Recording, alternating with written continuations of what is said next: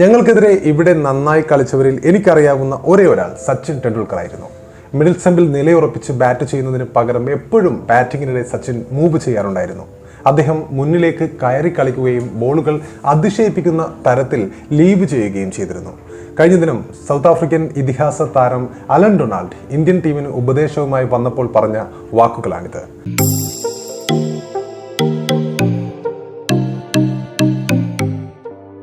നമുക്കറിയാം, സൗത്ത് ആഫ്രിക്കയുമായുള്ള ഒന്നാം ക്രിക്കറ്റ് ടെസ്റ്റിലെ നാണം കെട്ട തോൽവിക്ക് പിന്നാലെയായിരുന്നു ഇന്ത്യൻ ടീമിന് മുഴുവനും ഉപദേശം നൽകിക്കൊണ്ട് സൗത്ത് ആഫ്രിക്കയുടെ ഇതിഹാസ പേസ് ബോളർ അലൻ ഡൊണാൾഡ് രംഗത്ത് വന്നത്.